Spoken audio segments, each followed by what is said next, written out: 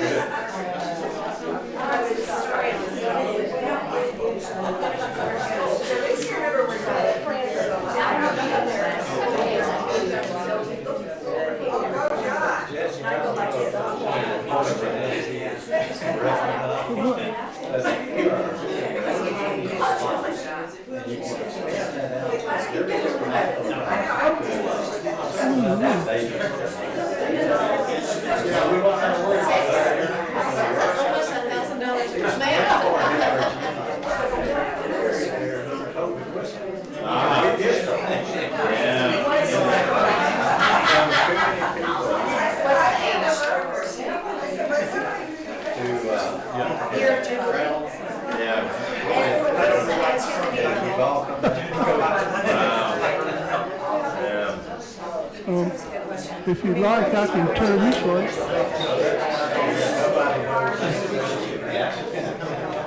Yeah, it was frustrating after all that time. We had delayed getting live.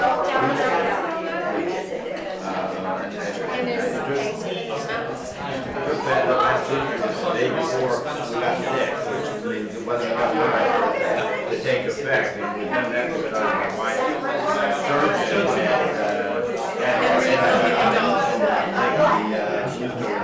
she finished taking the antibiotics.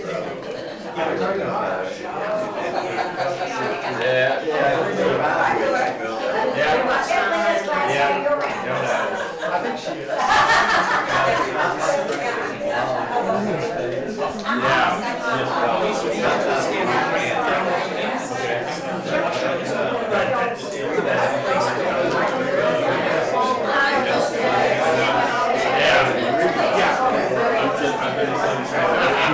Right, you need Mark?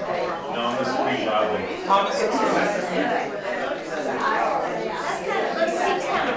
It does seem weird. You're up there. Stay right in front of me.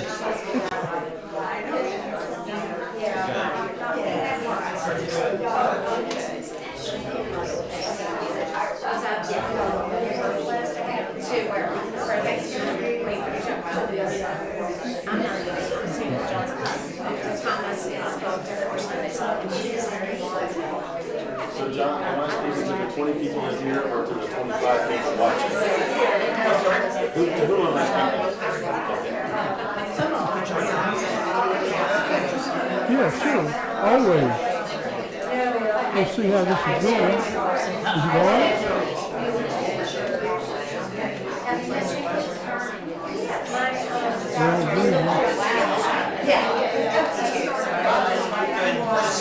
Talk to you just like I'm talking to the class? Louder than that? Oh, good. Thank you. Better? Is that all right? We got a full house today, John. Can you hear it now? Is it coming through? Yeah, gone. Is this? That's right, isn't it?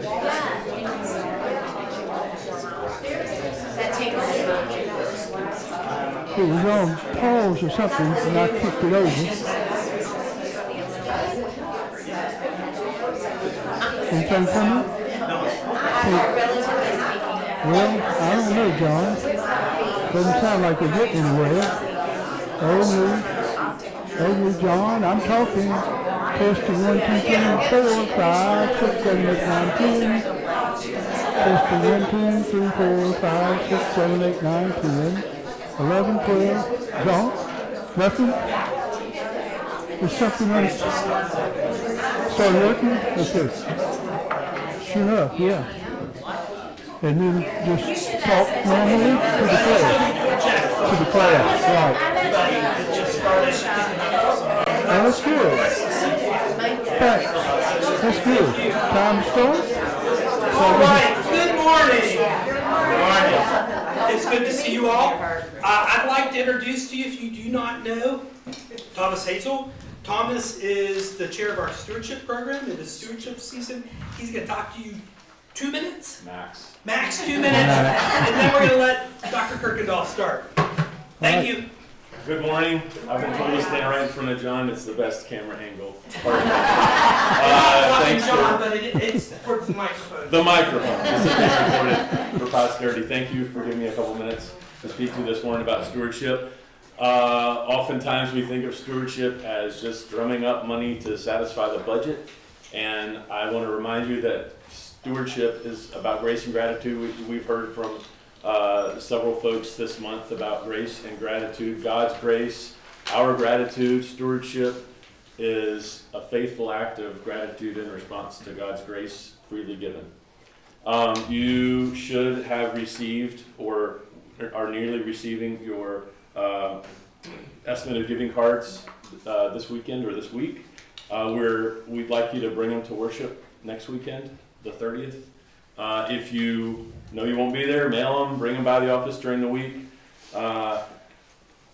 Davidson College Presbyterian Church is a strong and energetic congregation. We're doing good things in our community. So I should say thank you. This is not the first time you've been spoken to about stewardship, so thank you for everything you've done over the years. We're grateful.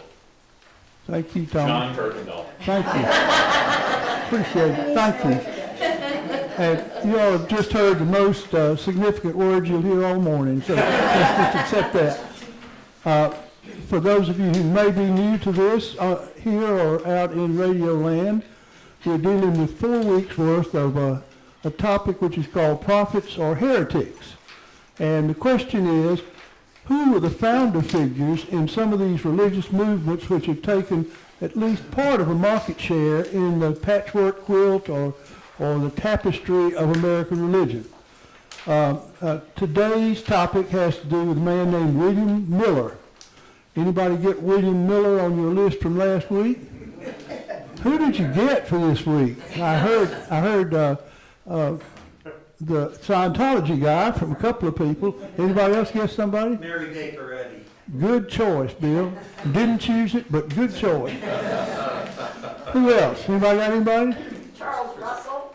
Yes, and there's a kind of second cousin relationship with Russell and the Jehovah's Witnesses out of what we're talking about today. So that's a good choice too. Anybody else think about it? Think about it for next week and the week after, because those who get all of them right may have a little prize when the end of this course comes.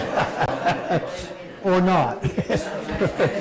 Let me just start off briefly by reminding you of the context in which we're operating. And the context is that there had never been, up until the establishment of the new American nation, there had really never been another instance in which religion had so much free reign in modern times as it did in the nation which was established following the American Revolution. Really, I pulled out a dollar bill last week. They're all gone this week, but I called attention to the fact that on the back of it, where the pyramid is, it says Novus Ordo Seclorum, which means a new order of the secular, a new order of the world. And it was in so many respects, but religion was one of the most important ways in which it was quite different, because here we had a situation in which there was no such thing as an established church, a situation at least nationally when the nation was established in which there was no such thing as any sponsorship by the state of the church. And there was, as I mentioned to you last week, there was sort of there was at least a partial religious freedom for the individual. There were limitations to that. There were people who were disenfranchised because of their religion still, after the new nation was established, but it was almost the case in which anyone could believe anything he or she wanted to or not believe, if that were the case. So you have this new situation. It was a patchwork of religions because in the old world, in Europe and the British Isles during this time in which the American colonies were settled, it was a situation in which there was no settled religious activity. I mentioned to you last week that in the middle of the 17th century, the nations of Europe, having fought for 30 years over religion, came to the point of saying, we're going to divvy it up. You get the Lutherans, you get the Catholics, you get the Reformed, but there were still some other bodies which were outside the pale, who were not involved in any of those three religions and lived more or less persecuted because of that in the regions where these three particular approaches to faith dominated. So you had a situation in which in Europe it was divided. You had a situation in England when the Puritan Revolution came, in which England was divided between the state church, the Anglican church, and some people who were more or less involved in state religion, but who claimed to be Puritans, purifying the church and not following the particular stipulations that Anglicanism involved. So you had a situation in England in which things were somewhat confused, had the same thing on the continent, and so when colonization took place on this side of the Atlantic, as one person said, it was kind of like a continued conversation. As you were talking in the living room and somebody said, come to supper, and you carried it on into the dining room. You were talking about these things in the old world, and you brought those concerns with you when you came to the new world. So when one looks at the 13 original colonies that Britain established on the eastern seaboard of what we now call the United States, what you see there is a situation in which religion is different in each one of the colonies, and there's sometimes a major difference between what's going on in the colonies. Example, Pennsylvania, example, Rhode Island, and anything that had ever gone on in Europe or the British Isles before. So it's a really intriguing thing to watch. And what you have here, I mentioned the tapestry, is more like a patchwork quilt in which you see different religious expressions in different colonies, and there was no such thing as a, quote, national faith. Now there had been, from time to time over those years, there had been a kind of a national religious surge that we called an awakening. It happened in the 1730s and 40s. The names Jonathan Edwards, George Whitefield, Theodore Frelinghuysen, they started a movement that encompassed all 13 colonies in one way or another. And then again, as the new nation was being established, as I mentioned to you last week, we had another freshening of religion, to which they referred as the Second Great Awakening. They did have a whole lot of imagination, but the Second Great Awakening, which began as early as the decade after the end of the American Revolution, and some people said it lasted all the way down to the Civil War. As a matter of fact, it had lost steam by about the time we're talking about right now for today's lesson. About in the late 1830s and 40s, it began to lose a little steam at that point. Now, one other thing about this setting the stage I want to remind you about, because this is a very important concept. We talked about it last week a little bit. It becomes very much more important in this movement that we talk about today, and that is millennialism. Millennialism has to do with what the world will look like when it ends. Not with a bang or a whimper or anything else, but 1,000 years, a millennium, which is talked about in the Revelation to John. There are hints of it in other apocalyptic literature, but the idea is this. When you come down to the end time, either things get so bad that Christ has got to come and stop it and move us on into a new age, or things get so good that we build up through human effort and faithfulness, we build up to the point where it's the best it can be. And Christ comes in to take over. And in each instance, there's that 1,000-year reign of peace and prosperity. Now, the former of those two ideas is called premillennialism, because it says that Christ will have to come before the millennium in order to bring in some sort of order in the world. Usually, there's some sort of cataclysmic event like Armageddon, which will stop everything right there, and then Christ will come again. Or the alternative, the postmillennialists, they're the ones who say, we work so hard, we do so much for the kingdom that the time comes when Jesus has got to come to add an overplus to what we've already accomplished as human beings. Now, the interesting thing about American religion, start to finish, is there's a kind of a fluctuation between these two ideas. In times of optimism, in times of success, postmillennial thought takes over, because that says we're going somewhere, we're doing what we ought to do, and now we're going to come to that point when the kingdom will come. Then when times don't look so good, you move into the alternative. You move into that pessimistic mode which says, golly, things are bad, things are getting worse, something's got to happen to change this around, and the only thing we can think of is the coming of the Christ.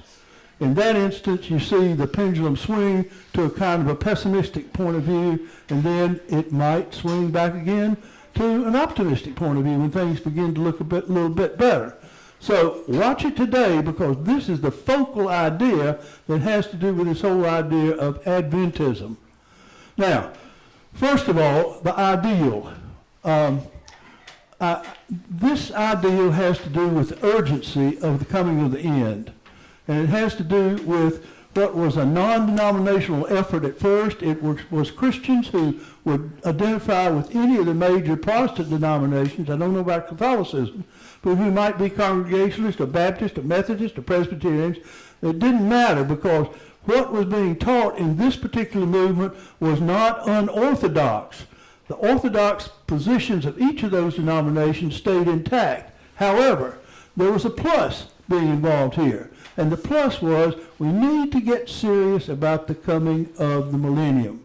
And so what you see here is a non-denominational effort, and the leaders of this movement saw it not as a changing of any doctrine, but as an add-on, if you will, as a reminder, as an underscoring emphasis that something is about to change.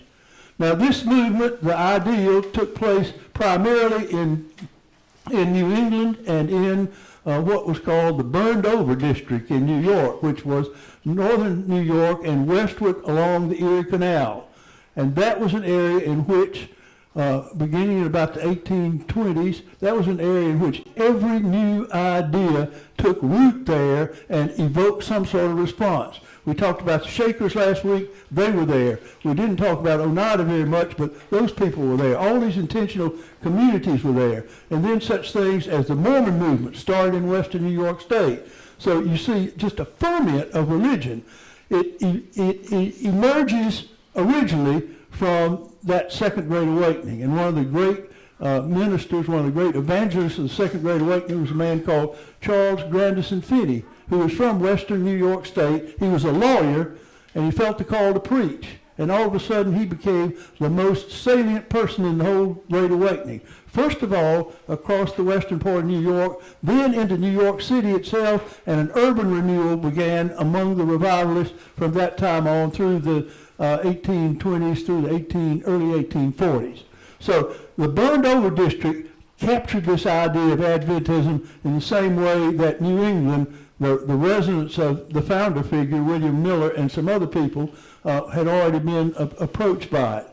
So what was happening here was an itinerant effort on the part of William Miller and a couple of dozen other ministers who embraced this Adventist cause, who were going about from church to church, place to place, no denominational preferences, trying to give this add-on to the orthodoxy of that particular group. And the add-on was this: the millennium is coming. The millennium is coming soon. You need to know that it is coming.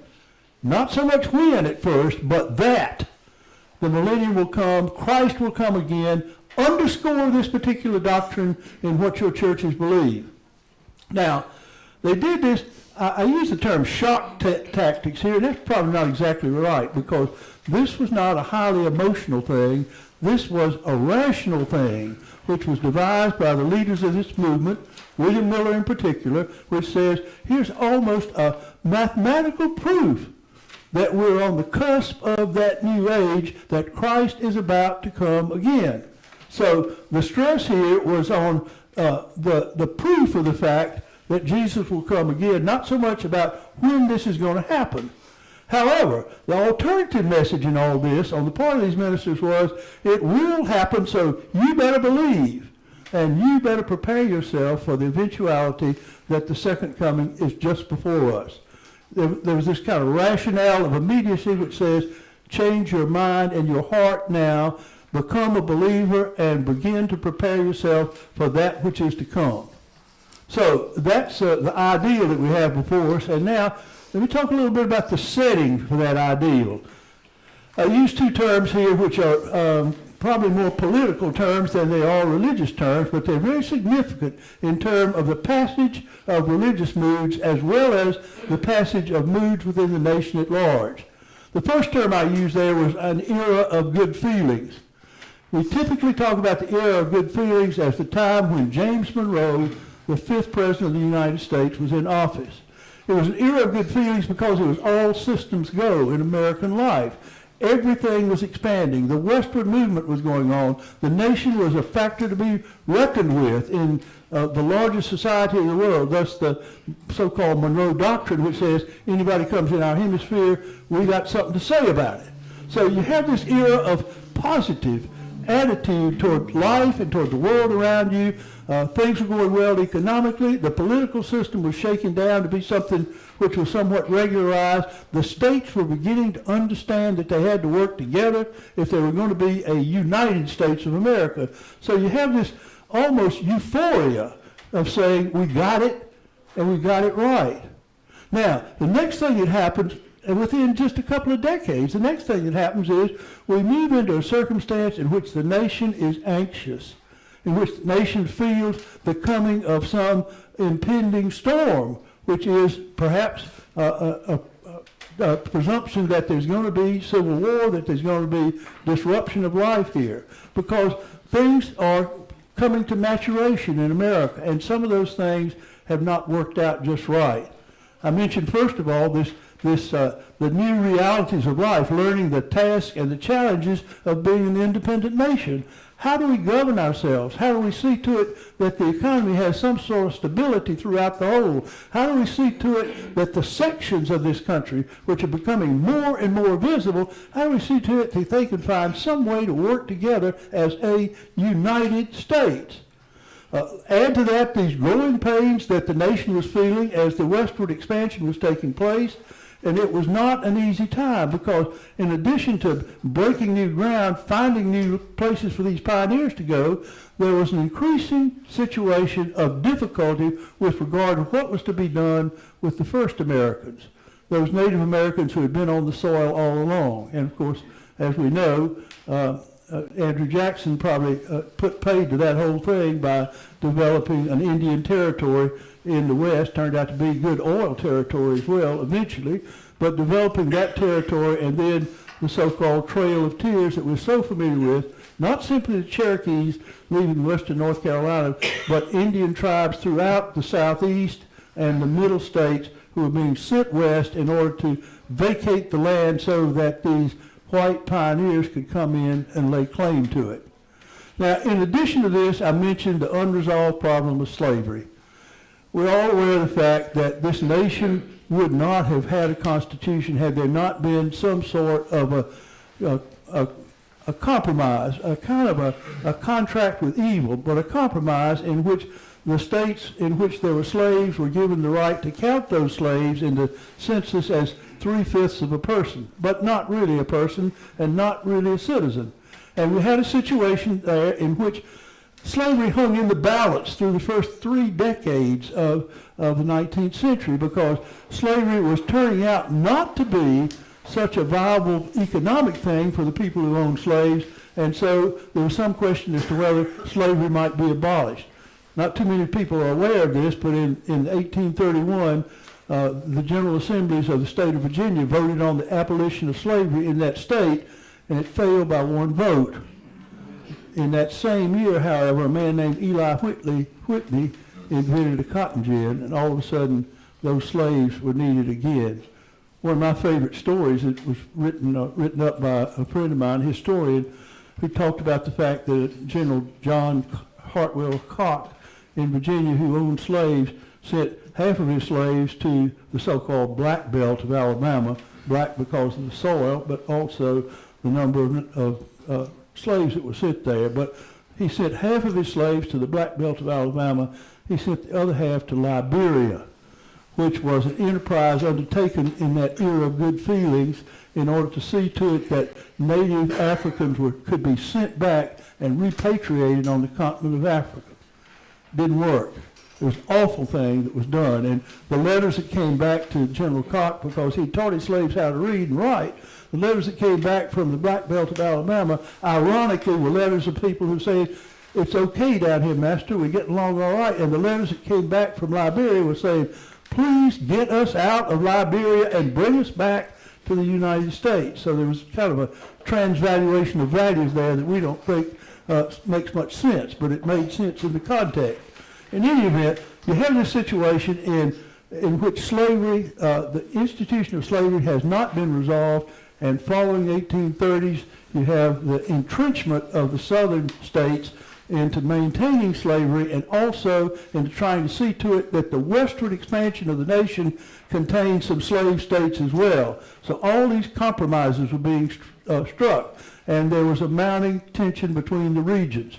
Indeed, you had three regions. You had the northern non-slavery states, you had the southern slavery states, and then you had the new western territories to become states, some of which would be free and some of which would be slave. So you have all these mounting tensions.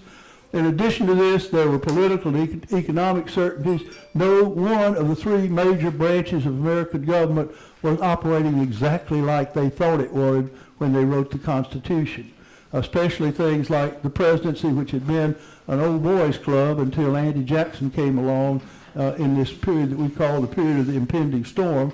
He took office in 1829, and by 1837, the nation was in quite a different place, and by 1837, there was also a severe economic depression, which right at the end of Jackson's term.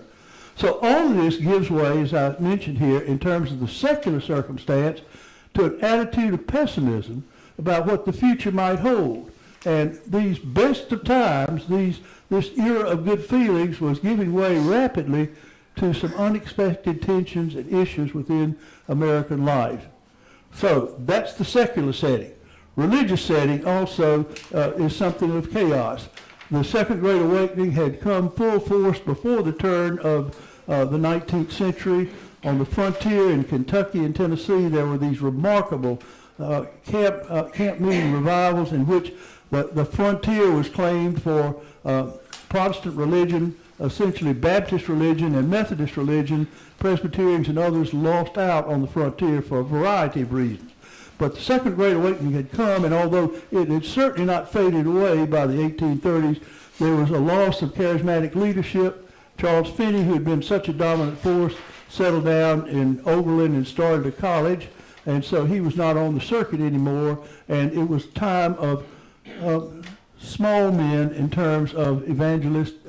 So there was kind of a vacuum there within the Second Great Awakening and a fading enthusiasm. Another thing that was important in this period of time, I must admit parenthetically, I wrote my doctoral dissertation on this, so I'm going to get this over in 1 minute like Thomas did, but the term that is used here is disinterested benevolence. The term doesn't mean I'm not interested in benevolence. It means I'm going to be good to other people, whatever the cost of me may be. And in order to do this, there was a proliferation of literally dozens of so-called benevolent societies, some of which had to do with missionary work or spreading the Bible, like the American Bible Society was one of the first. Some of these had to do with general problems of the population, such as what do you do on the frontier to provide people to preach to these people and start churches there, and some of which had to do with social issues. Social issues sometimes were not all that difficult to deal with. There was a temperance movement which broke out, first of all, during the 1820s, 30s, and 40s, which almost claimed the nation for temperance. Now, we've had those things periodically throughout American history, and none of them have had the pleasure of knowing they were a complete success. But things like that were social problems that had to be dealt with. Such things as dueling even. There was a society for the prevention of dueling. But there were also some of these benevolent societies which were controversial. Primarily those were the ones that had to do with slavery. I mentioned the repatriation of African slaves to Liberia, and there was a society, a benevolent society, which was called the American Colonization Society. And it was not only in place in the north, it was in place in the southern states as well. And they were going out raising money in order to get these people their freedom and put them on a boat and send them back to Liberia, where many of them were absolutely miserable, but it was something that people of goodwill could more or less agree upon.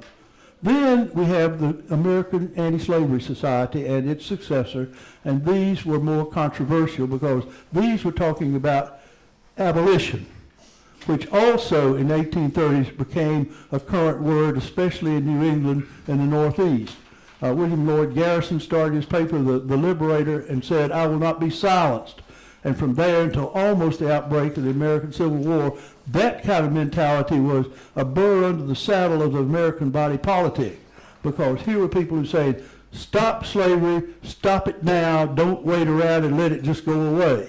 So you had that kind of controversial movement within this whole proliferation of societies in the name of disinterested benevolence. Well, in addition to that, beginning with the frontier in the first decade of the 19th century, you saw denominationalism not being simply a fair field and no favors with your particular people taking over this part of the country and my people will take over this kind of country, but what you saw was outright competition, even cutthroat competition among the denominations. And the idea of pluralism, that we all have a place to be, all of a sudden becomes a contested fact, because there are, I use the term faith wars here, there are a kind of a fact of life that the Methodists don't like the Baptists and the Baptists don't like the Presbyterians, and all the denominations were trying to claim as many American citizens as they could for their particular denomination. There was even an outbreak of anti-denominationalism. We know of that group today as the various Christian churches, Disciples of Christ, Church of Christ, a whole cluster of those people, and they maintained that they did not want to be denominations, that they wanted to be known simply as Christians. Because when you get to the pearly gates, St. Peter's not going to say, were you a Presbyterian or were you a Baptist? St. Peter's going to say, were you a Christian? So they can say, yes, I'm a Christian. However, the atmosphere was so much that, guess what? Those people who claimed themselves to be Christian also wound up willy-nilly becoming a denomination themselves. Indeed, they split and made several denominations out of it. So denominationalism was really kind of the mark of the day, and these faith wars were a fact of life. In the midst of this, as I mentioned to you, millennialism takes the swing of the pendulum from the positive era of good feelings, all things are possible in this nation, to some things are going wrong here, and we have no reason not to be pessimistic about what the future is going to look like. So you begin to see the swing to premillennialism as a fact of life in this country. And then add on top of that, the people, as they look around for evidence that things are getting worse and worse, they see all these signs and wonders in the world around them. Earlier on, in 1811, 1812, there was that incredible earthquake out in Middle America, the so-called New Madrid or New Madrid fault, in which there was a remarkable earthquake. Many people died. Missouri, the Boot Heel of Missouri was almost destroyed by this incredible thing. And then later on you see meteor showers that came as portents of something that evil. Just before the time we're talking about, there was also this remarkable appearance of the Aurora Borealis in the United States, this far down. And so all these things are taking place, several eclipses of moon and sun, all these signs and portents in the natural world around saying something remarkable is just getting ready to happen. So, along comes this man named William Miller, and I call him the herald of the second coming. I'm not sure that's a fair thing, because here is a man who almost, despite himself, found himself in the midst of a movement which he espoused, but he certainly didn't lead in any positive way. William Miller was a man who was born on a farm right on the border between Vermont and New York State. He was educated in common schools, so he was literate, but he was not educated as someone who was to be a great theologian. Never went to any college or never went to any seminary. When he came around to studying the Bible, he came simply picking up the King James Version and starting reading front to back to see what he could learn. He was a farmer, both before his engagement in the millennialist cause. He was also an officer in the War of 1812. Before his conversion in 1815, he was a deist, probably just because that was au courant at the time, and that was what cool people were, but he was converted in 1815, and he became an ardent student of the Bible, reading the King James Version front to back, cover to cover, convinced that the Bible was a holistic thing which interpreted itself entirely. It was a seamless web, dictated by one, that is God, and written down by a number of different scribes, but all this stuff has to come together some way and make sense. Now, as he did this, he began to see evidences here and there, mostly in the apocalyptic literature, book of Daniel, some of Ezekiel, Revelation to John at the end of the New Testament. He began to see these predictions of the future. And he began to try to figure out how one might make all these different predictions, which were symbolic, as we all know. How do you make all those things come together? So he began to be convinced of the fact that all of them pointed to the second coming of Christ. And he began to be convinced that among the doctrines which are absolutely essential to an understanding of the Christian faith, this idea of the second coming of Christ was a necessity of belief. He was eventually licensed to preach by his Baptist church. He was never ordained as a minister, but he was given the license to go out and proclaim the gospel as he understood it. And he began to itinerate, beginning in about 1831, throughout the villages and towns of New England and upstate New York. And he began to bring this same message that he had figured out the system. He came with charts and graphs and things like that, put them up in front of the church. This is what's going to happen here. This has happened here. And he was working with the material that he found in the apocalyptic writings, some of which more than others. And he was making some very subtle translations in what he did, but nevertheless, he was finding a way to make it all fit together. One of the things he did was when the apocalyptic literature spoke of days, he interpreted that really to mean years. So that when he read in the 8th chapter of the book of Daniel that there were to be 2,300 days before the coming of the end of times again, he interpreted that to be 2,300 years. And that, as he looked at it, picking a point of beginning, that, as he looked at it, was almost the present time. Now, the popular interpretation of William Miller is that he goes out saying, it's going to happen. It's going to happen this day, this time. However, the reality of it was he was making mention of this as a hypothesis, but people latched onto that as factual information. So that when he said, it looks like we're coming just about to the end of things, and it's probably going to be sometime in 1843, people said, that's it, 1843. And people began to become what were referred to as Millerites. That is, people who understood that he had found the key to what the second coming of Christ was going to be all about. So what you have here is a situation in which he says, here's one thing you ought to think about, and people are saying, this man has found the key. So we go from here. We pick it up. Sometime in 1843 is going to be the end time. Well, he was never very precise about what this might mean, and what comes along eventually is the fact that 1843, guess what? Nothing happened. So he went back to the drawing board, still not insisting upon his idea as being the right one, but let me rethink this thing. And so the next thing that happened was 1844 was going to be it.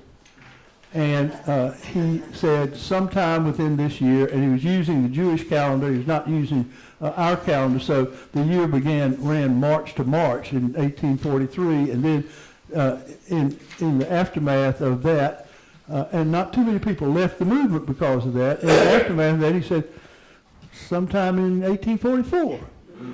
And they began to pressure him on this, and he began to look at the seasons and the signs and everything, and finally he said probably maybe sometime in October. But nothing more precise than that until almost the time had come.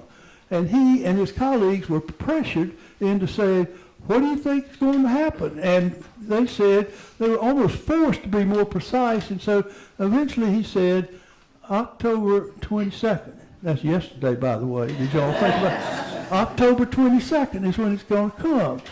So, and he really reluctantly put a date on it. So what you have here is a man who has an idea and who propounds this idea, and the idea has fertile ground to fall upon because people are so pessimistic about the future. So here you have an idea and a mood within the population that comes together. Now, no telling how many people were actually Millerites. There were a lot of people who listened and probably didn't believe. There were a lot of people who criticized it, but there were also a lot of people who thought this may be the key to what life is coming to be. And so these predictions, which become more and more precise per force, because somebody says, you got to tell me exactly when it's coming. Now, the pressure makes it necessary for him to find these kinds of ideas and propound them. And as a result of that, he becomes kind of the namesake for a new breed of Christians. They're called Millerites. Some people say 50,000. Some people say as many as 100,000 for people who embrace this. But, you know, for William Miller himself, it was not a matter of when it's going to happen. It was a matter that it is a fact that Christ will come again. And he becomes more and more pressured into giving some sort of revelation as to when it's going to come. He becomes thereby a spokesperson for a loose confederation of people, most of whom, as I said up at the front, most of whom are not intending to start a new denomination, but who are intending to build onto the Methodist doctrine, the Baptist doctrine, the Congregationalist doctrine, an idea that really underscores the fact that the second coming is a fact, and we need to reckon with that. And when we say the second coming is a fact, it means that these people have to repent of their ways and begin to get themselves ready for the fact that Christ will come again. Now, as I mentioned before, he brings this kind of mathematical precision to a spiritual problem. He says, all right, if we look at this in the book of Daniel, if we look at this in the Revelation of John, if we look at this in Ezekiel, if we put all these things together, they have to correspond with one another. They cannot be at odds with each other, so somehow we've got to work out the formula that makes this thing come right. And he begins to propound this particular idea ecumenically, not looking to any particular denomination, but going anywhere that religious people will give him a hearing. So what happens thereafter, of course, is we come to October the 22nd, 1844, and most of us have the feeling that nothing happened that day. So this was referred to as the Great Disappointment. And this was the break point, because if you've been following this all along and you've been focused upon the idea that we can get a precise day, we can find out what's going to happen then, and it doesn't happen, you got a few choices before you. One is that you can quit believing that and walk away from it. And some people did so and walked away and went back to their old churches as they had been before. But some walked away and didn't go anywhere, because they were so disenchanted by this whole fervor that they just didn't think religion had much to do with their actual lives. Other people, interestingly enough, went away and joined some of these come-outer groups. There were several people who were Millerites who wound up being Shakers in the next generation. So there's this kind of mobility among that population. And so when you say 50,000 to 100,000, no telling how many of those people were there after the Great Disappointment. Now, interestingly enough, William Miller's reaction to this was not great disappointment, I suppose, but it was saying it really has been important all along, not to say when it's going to happen, but that it will happen, and you need to be serious about that. He continued to be kind of the namesake of the movement. He continued to be the one who was the flag bearer, even though he was less and less active in the whole movement, and he really, really disparaged some of the things that were happening. As I said, some people just fell away. Other people persisted and said, it's going to happen sometime, we'll hang on, we'll keep looking for it. Still, other people said, it really did happen. But it didn't happen in the way that we thought, with thunder and lightning and all this kind of cataclysm. It happened spiritually. So it's happened in each one of us already. The second coming has taken place.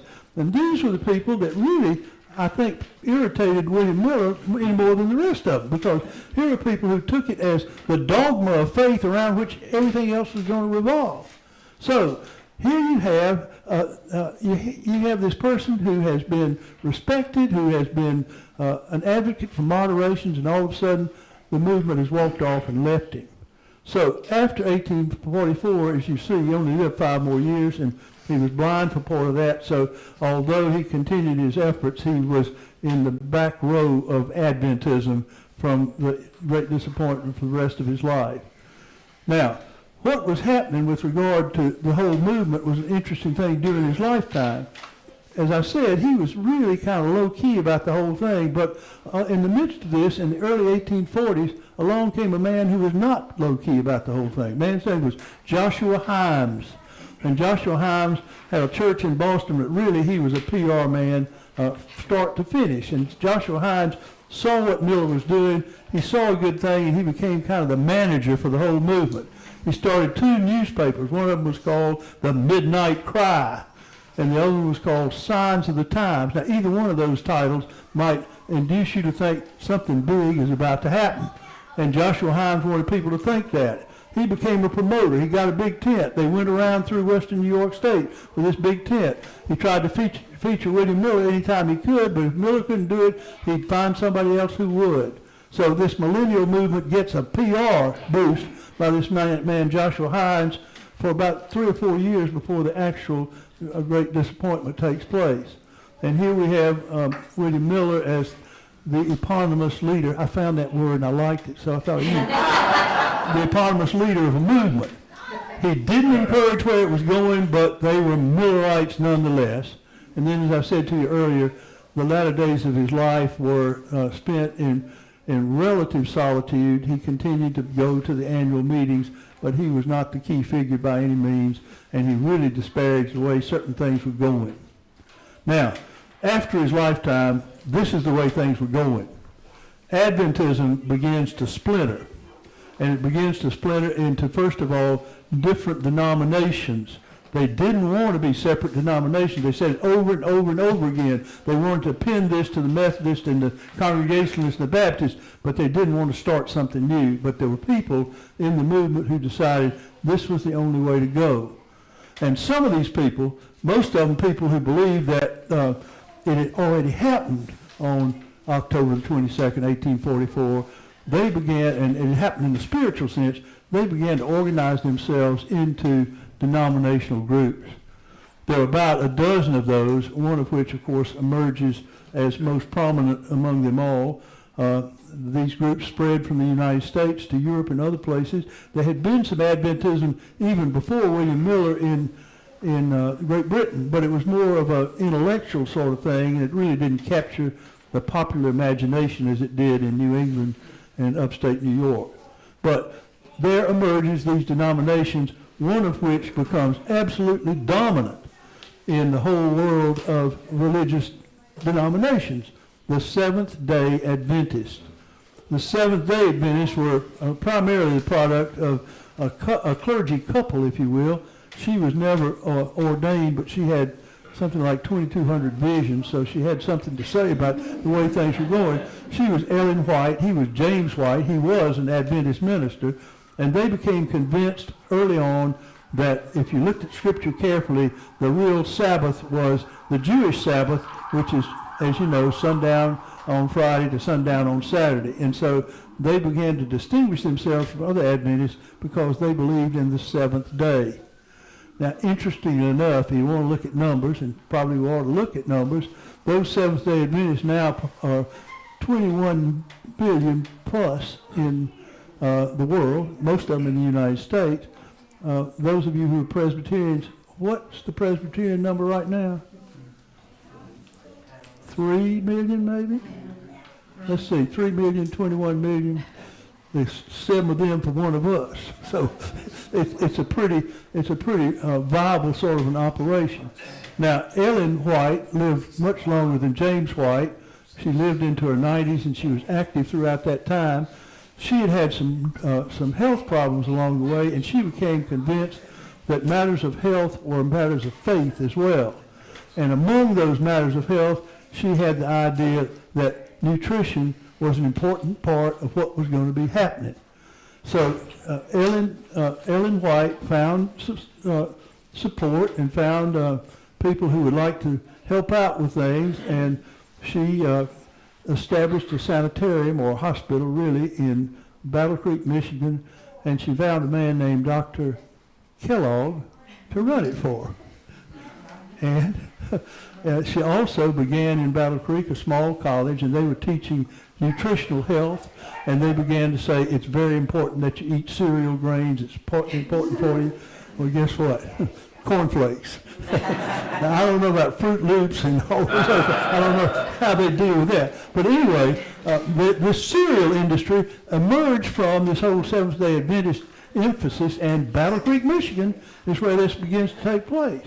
So you have, as a part of the artifacts, you have a denomination, and you have a denomination which has established itself as a kind of a paragon of health. Also a denomination which says there are certain nutritional things that you do and you don't do, and you have a denomination which is primarily vegetarian, primarily involved in all sorts of health things, exercise and such as that. So in addition to establishing this presence and establishing this emphasis upon nutrition, you also have emerging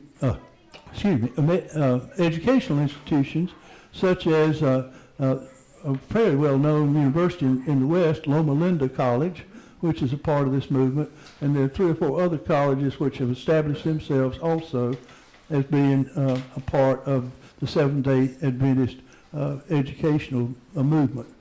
Now, in terms of legacies, well, for one thing, this popularized once and for all the strain of premillennialism in American religious thought, and it goes far beyond the Adventist movement. You find many, maybe most of the evangelists of the 19th and 20th century were premillennialists, and they made a great deal of it in their preaching. Dwight L. Moody and Billy Sunday obviously were. Billy Graham, at least early on, was. The TV evangelists, almost to a person, have been premillennialists. So they pushed this strain of doctrine in their particular approach to what Christianity is all about. And of course, as I mentioned earlier, Adventist ideas become much, much more present and popular when the time gets tough. So if you find yourself in a time of crisis and dilemma, you can bet your bottom dollar that premillennialism will be a part of what the Christian faith looks like from the outside. Now, another legacy, of course, is this emphasis on health and nutrition, and it becomes a kind of a watchword of Adventism from that day to this. Now, what comes in the future? Who's to say? I think probably what comes into the future is that almost without a doubt, in most circumstances, as long as there is revivalism in the United States, and that's probably a given for the American religious scene, as long as there's revivalism, there will be an emphasis upon premillennial thought. If you look at the TV evangelists of the last couple of decades, almost to a person, they were premillennialists, and they didn't hesitate to say something about it. So it shapes the future of evangelism in this country. It probably also, to a great degree, insofar as there is a future for the evangelical movement as we know it today, there's probably a necessary identity of premillennialism with the whole evangelical movement. Now, it's up for comment on another day as to whether there is such a thing as an evangelical movement within the Christian arena right now in the United States. But insofar as there is, premillennialism is going to be a piece of the whole pie. Well, that's about all I got to say about this today. Let's see what you got to say about it. Yes. About 25 years ago, I lived in Brunswick, Maine, which is the home of Bowling Grove. Mm-hmm. And we did have a strong Adventist church there, along with, a regular church. And people would go and they would say, they really emphasize nutrition, and they have changed the way I'm eating now. They do. And they swore by it. But eventually it was swallowed up by the regular church. And that church has been swallowed up now by the Portland Church, which is the largest church. But I think they have had quite a strong influence because now there is a huge emphasis on nutrition, Yeah. you know, that we didn't have 25 years ago. That's right. And, you know, the interesting thing about it really has nothing to do with millennialism per se. It has to do with your health and how you live your life. But Ellen White really was she was not the founder figure by any means, but she was the one that shaped the profile of Seventh-day Adventism from that day to this, really.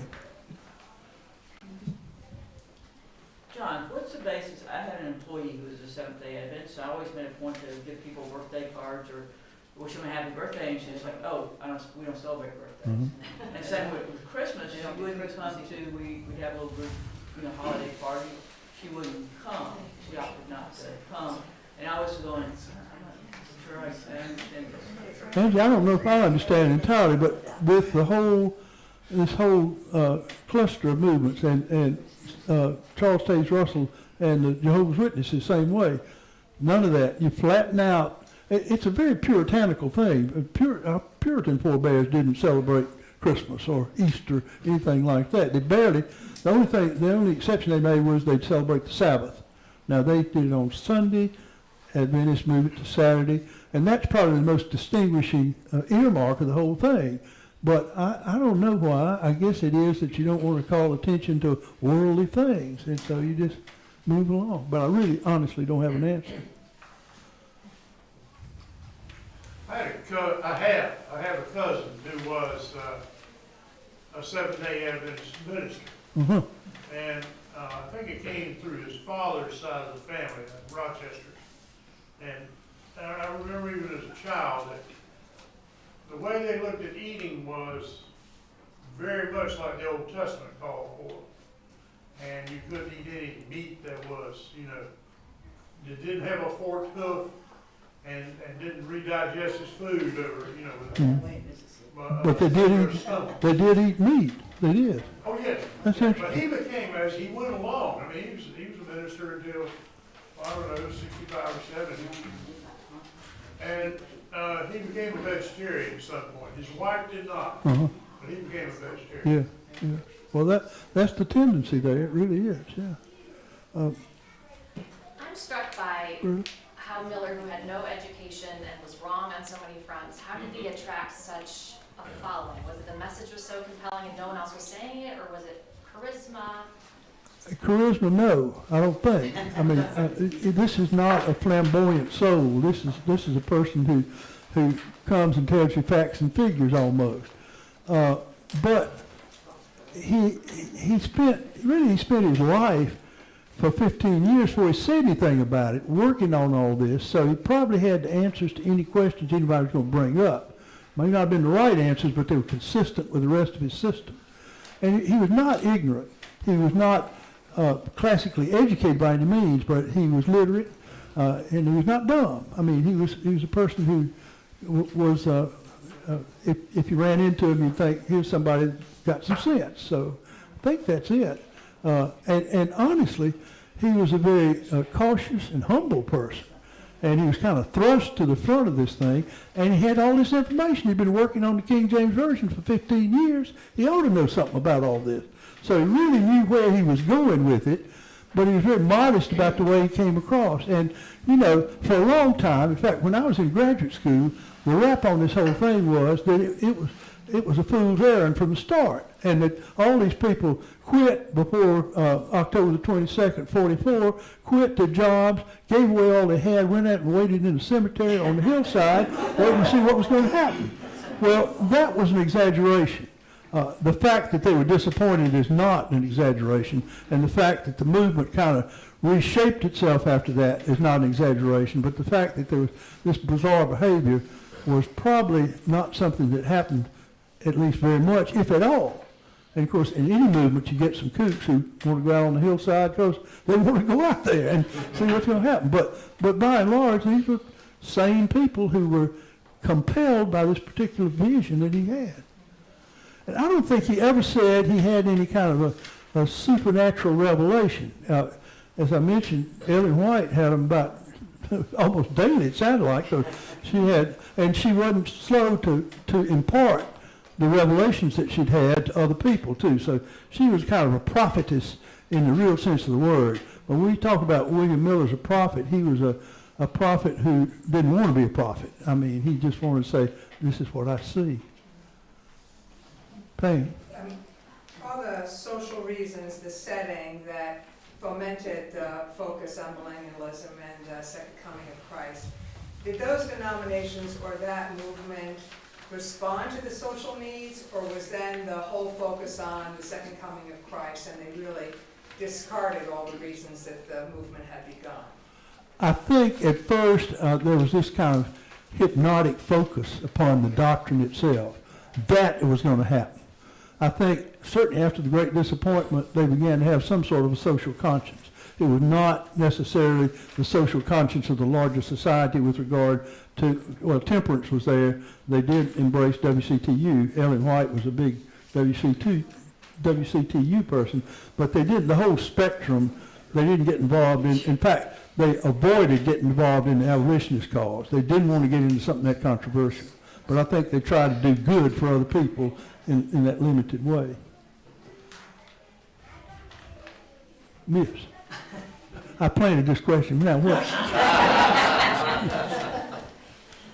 Well, I was struck, and have been struck these 2 weeks, about when things get out of control in society, people run to where they think there's certainty, something to hold on to. And I'm thinking about now, in our society, when things seem to, the ground is shifting under us for a lot of different reasons that people feel uncomfortable. Is it fair to think the psychology of the evangelicals getting so tightly caught up in what they believe in, even, embracing gun support and all that? Is that what's... I'm sure it is. I'm sure it is. I have a personal opinion that you all don't have to share, but I think evangelicalism has lost its soul in the last decade or so, and I don't think it really is that kind of focused, conservative Christian movement. Now, there are exceptions to that, obviously. James Wallace and people like that are carrying the standard for some sort of commitment to the doctrines of the Christian faith as they understand it. But I think a lot of this is fear rather than faith. That's me. And James Wallace being... he's Sojourners and that side of evangelicalism, kind of social activist, but really very, very devout, very traditional in terms of what the belief system is, but there's more to it than just that.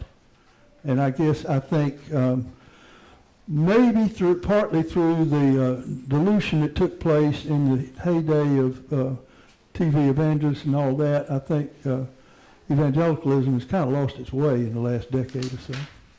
That's me.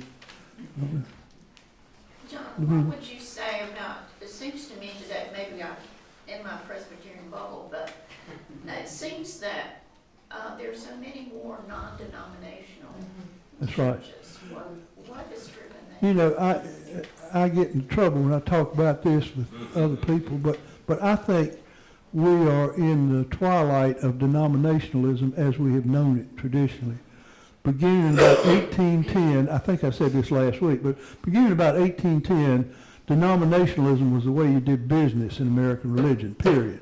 You have a double handful of these predictable denominations. You have the Roman Catholics, you have a smattering of Judaism, but essentially those clusters of not simply competitive, but those clusters with slightly different doctrines who can sometimes work together and sometimes are in competition with each other,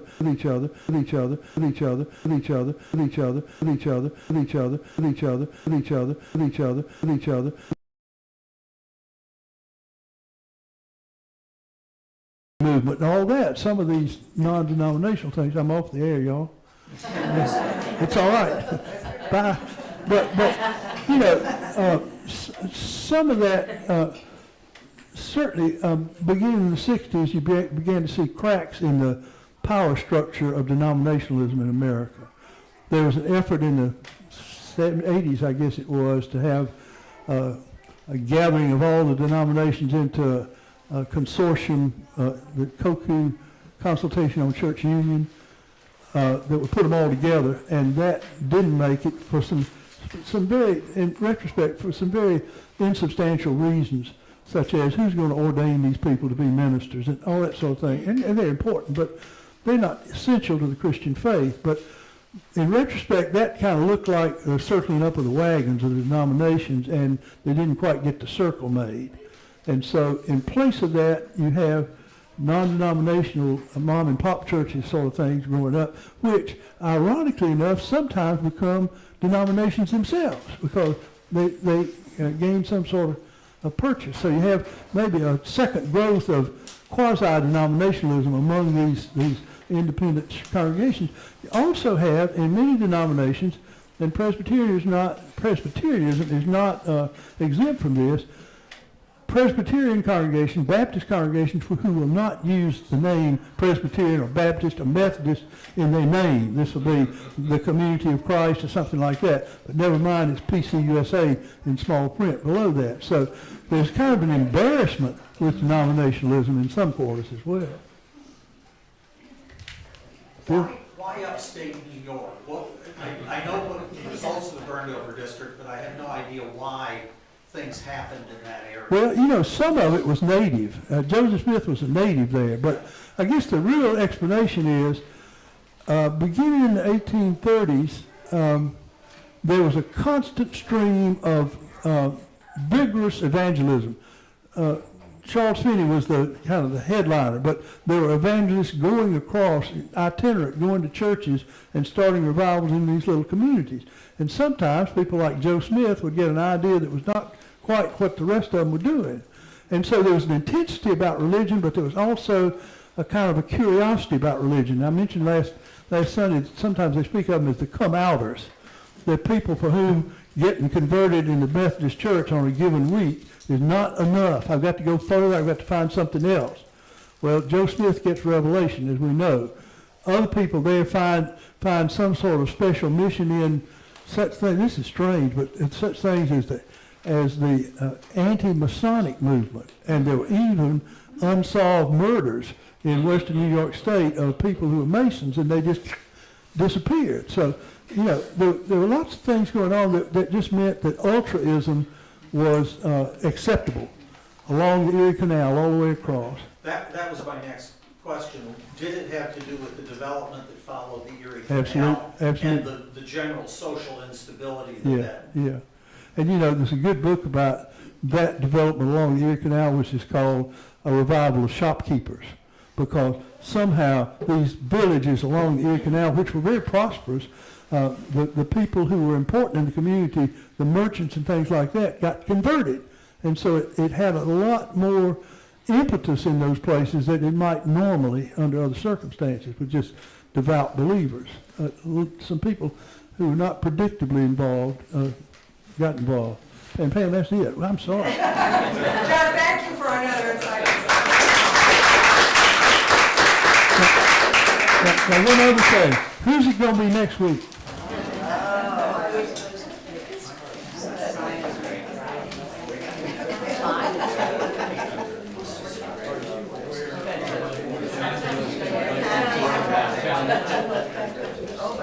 I think I heard.